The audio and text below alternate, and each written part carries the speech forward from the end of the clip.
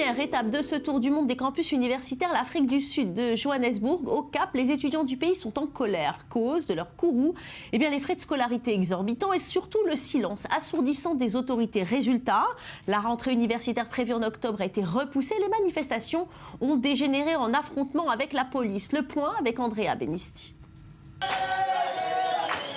Sous cette ambiance de fête, à l'entrée de l'université de Johannesburg se cachent des étudiants en colère.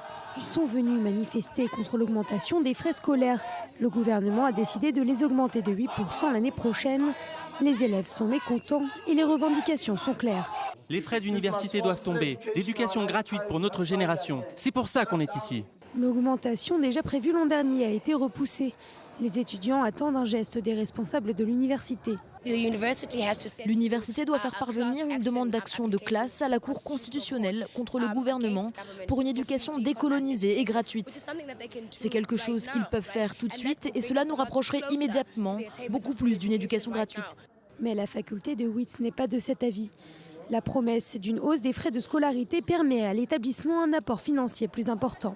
Face à l'intransigeance des responsables de l'université, les étudiants ont choisi la voie de la violence. Des affrontements les ont opposés aux policiers. Plusieurs établissements ont été endommagés. Un mouvement de lutte qui prend de l'ampleur dans tout le pays. Nous sommes inquiets pour l'avenir des universités en Afrique du Sud et nous sommes venus ici pour rejoindre les étudiants et employer les universités pour faire front commun. D'autres appellent les enseignants à rejoindre le cortège des manifestants. Il était plus que temps que les enseignants s'en mêlent et viennent soutenir le mouvement. Nous voulons des solutions à long terme et le gouvernement devrait investir davantage dans l'enseignement supérieur. En signe d'apaisement, le gouvernement s'est engagé à couvrir les frais des familles d'étudiants aux revenus les plus modestes. Une mesure qui n'a pas calmé les ardeurs des étudiants déterminés à faire entendre leurs revendications.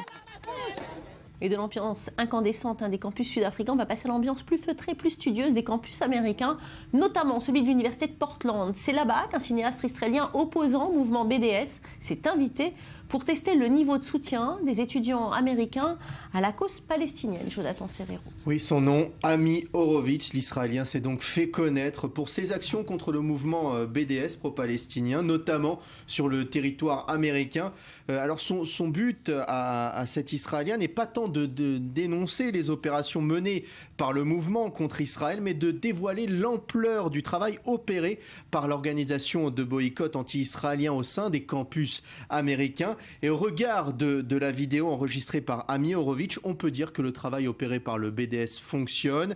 Le cinéaste s'est donc rendu sur le campus de l'université de Portland et s'est fait passer pour un activiste du Hamas, un militant du Hamas, venu chercher des fonds pour financer les attentats tout simplement de l'organisation terroriste contre Israël. Et vous allez le voir et vous allez l'entendre aussi, le résultat est édifiant. On regarde. J'ai étudié l'année dernière tout ce qui se passe là-bas et je serais ravi de te donner de l'argent. Oui, je donne $15. Moi, je donne $10. Moi, je donne $20. Le Hamas vous remercie, paix et amour, mon frère. Et d'ailleurs, Jonathan, ce cinéaste israélien s'était déjà fait remarquer, c'était en 2014, en soulevant à la fois un drapeau israélien et un drapeau de l'État islamique. Oui, c'était au mois de novembre 2014 à l'université de Berkeley, cette fois en Californie. Ami Horowitz s'était amusé, entre guillemets, à soulever les deux drapeaux sur les marches de la célèbre faculté californienne. Et à l'applaudimètre, il se trouve que le drapeau noir de l'organisation terroriste avait bien plus de partisans que celui de l'État hébreu. Lorsque le cinéaste israélien ainsi soulevait le drapeau de son pays, certains étudiants sont prêts à lui et l'ont traité de criminel et l'ont même insulté. En revanche, lorsqu'il a brandi l'étendard du mouvement djihadiste à un autre endroit de l'université, d'autres étudiants lui ont souhaité cette fois bonne chance et l'ont même encouragé à poursuivre son action. Alors, au Cambodge, les étudiants souhaitent, eux, se souvenir d'un des épisodes les plus douloureux de leur histoire. Nous sommes dans les années 70 et le régime de terreur du tyran Pol Pot sévit dans le pays. 2 millions de morts, des opposants politiques torturés et des étudiants emprisonnés. Une situation qui dure jusqu'en 1998. Et à la mort du chef des Khmers rouges, aujourd'hui, les étudiants cambodgiens veulent lever le voile sur cette période pour se réconcilier avec leur histoire. On regarde. Un simple panneau pour indiquer la dernière demeure du pire tyran de l'histoire du Cambodge. C'est à An Long Veng que le leader des Khmers rouges Pol Pot a fini ses jours en 1998. Le régime de terreur fondé sur une utopie marxiste a fait près de 2 millions de morts dans les années 70. Aujourd'hui, un programme de réconciliation permet aux étudiants et anciens combattants de se rencontrer. J'ai un peu peur de lui. Mort ou vivant, il a encore un peu d'influence sur le peuple.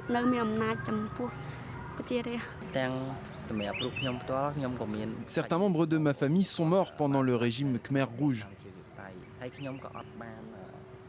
Mais je ne viens pas ici avec un esprit de revanche. Après la chute du régime, les leaders Khmer Rouges se sont retirés dans la jungle du nord du pays. 2 décennies de guérilla qui n'ont pris fin qu'en 1998 avec la défaite de la région. Cette villa en ruine était celle du commandant Tamok, dit le boucher. Il gardait ses prisonniers politiques dans ses cages. À cette époque, Tolon était soldat Khmer Rouge. Il guide aujourd'hui les étudiants dans cette région où Pol Pot et son régime sont encore vénérés. Je veux que les étudiants comprennent ce qui s'est vraiment passé ici. Parce que si on regarde simplement, sans raconter l'histoire, ils ne verront que des photos sans signification. Seule une trentaine de touristes étrangers visitent à Long Ven chaque mois. Mais pour l'ONG qui organise les visites, c'est un endroit clé pour comprendre cette époque sombre du Cambodge. Je pense qu'Olong Veng est l'endroit idéal quand on parle de paix au Cambodge. On ne peut pas ignorer Olong Veng, parce que c'est au moment de sa réintégration en 1998 qu'on a pu parler de paix totale au Cambodge. Alors on ne peut pas l'ignorer. La plupart des touristes viennent ici pour visiter la tombe de Pol Pot.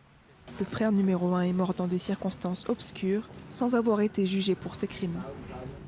Et on passe à un autre souvenir douloureux, mais cette fois-ci c'est en Thaïlande. Le 6 octobre 1976, des dizaines d'étudiants ont été lynchés ou abattus par les forces de sécurité thaïlandaises et des milices ultra-monarchistes. Samuel Calvo. C'est l'un des jours les plus sombres de l'histoire thaïlandaise récente, qui reste encore gravé dans la mémoire des habitants des dizaines d'années plus tard. À l'époque, les étudiants manifestaient sur le campus de l'université Thammasat à Bangkok contre le retour au pouvoir d'un dictateur militaire. Après avoir écrasé ce soulèvement, l'armée a repris le contrôle de la Thaïlande, qui venait de vivre 3 années de démocratie. Les militaires à l'époque n'avaient pas hésité à utiliser la force, comme on le voit sur ces images, contre les étudiants contestataires. Je vous propose d'écouter justement 2 d'entre eux qui reviennent sur ce souvenir tragique. Un monument pour ne pas oublier l'un des jours les plus sombres de l'histoire thaïlandaise récente. Le 6 octobre 1976, des dizaines d'étudiants ont été lynchés.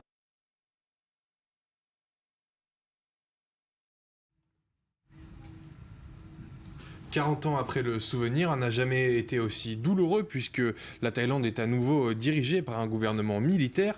Un retour en arrière déplorable et courageusement critiqué par les étudiants de l'université de Thammasat, qui existe toujours. C'est l'un des seuls centres contestataires où il y a encore des étudiants qui osent se révolter. Et je vous propose d'ailleurs d'en écouter un. Nous sommes privés de démocratie et nous n'avons pas la liberté de nous exprimer à ce sujet. Même si nous avons le droit de parler d'autres sujets, à chaque fois que vous privez une personne de ses droits, c'est une erreur et aucun gouvernement ne devrait la commettre. Et au Mexique, la guerre des narcotrafiquants fait rage dans le pays depuis plusieurs décennies. Elle a coûté la vie à des centaines de milliers de civils et innocents. D'autres ont été enlevés par les cartels de la drogue. C'est le cas de 43 étudiants d'un collège académique de l'Ouest mexicain. Depuis le mois de septembre 2014, les familles tentent de les retrouver et d'obtenir un signe de vie. Leur histoire dans ce reportage. 2 ans après leur disparition, cette salle de classe improvisée en campement reste le foyer des parents des 43 étudiants mexicains. Ils étaient fermiers, boulangers ou femmes au foyer, mais ont tout abandonné pour se consacrer à la recherche de leur enfant. Maria Elena Guerrero vit ici depuis que son fils Giovanni a disparu en septembre 2014. Sa fille de 18 ans qui reste à la maison à 4 heures de route d'ici lui manque parfois. Mais Maria Elena dit qu'elle n'abandonnera pas, elle retrouvera Giovanni. Parfois, je ne rentre pas chez moi pendant 2 mois parce qu'il se passe beaucoup de choses. Alors ma fille me dit « Maman, reviens parce que je me sens seule ». Donc j'y vais quelques jours, elle reprend des forces, et moi aussi. Après, elle me dit « Maman, retourne-y, on ne peut pas rester sans rien faire. Il faut que tu te battes pour mon frère. Moi aussi, j'ai besoin de toi, mais mon frère a besoin de nous deux ». Les autorités mexicaines ont conclu que les 43 étudiants avaient été attaqués par des policiers municipaux qui les auraient livrés à un cartel de drogue. Ces narcotrafiquants les auraient confondus avec des membres d'un cartel rival et les auraient tués avant de les incinérer dans une décharge. Mais cette version a été contestée par des experts indépendants. Leur rapport a redonné espoir aux parents qui se serrent les coudes et préfèrent lutter ensemble pour que les autorités retrouvent les disparus. On s'entraide parce qu'on n'a rien d'autre. On est ici ensemble et on ressent la même souffrance, la même douleur. Ce qu'elles endurent, je l'endure aussi. On se sent comme une famille ici. Le cas de ces 43 étudiants est devenu emblématique de la crise des droits de l'homme dont souffre le pays. Aujourd'hui, plus de 28 000 Mexicains sont portés disparus selon le gouvernement. La lutte sans relâche des parents d'Ayotzinapa a encouragé d'autres familles à chercher leurs proches. Mario Vergara a pris la tête d'un groupe appelé Les Autres Disparus et dit avoir retrouvé 150 corps dans des fosses ces 2 dernières années. Pour moi, les héros de cette histoire sont les parents des 43 étudiants. Un membre de notre famille a disparu, mais on ne l'a jamais cherché, par peur, à cause des menaces, pour tout ce qui arrive après une disparition. Eux, ils nous ont appris beaucoup de choses. Ils nous ont appris à nous battre, à chercher ce qui a disparu, ce qui nous a été enlevé. S'ils n'étaient pas là, on serait toujours à la maison, apeurés, sans rien dire. Les autorités judiciaires disent qu'elles vont désormais utiliser une technologie laser pour tenter de repérer des fosses clandestines. Un espoir de plus pour ces familles qui ne cessent de rappeler le souvenir de chacun des étudiants.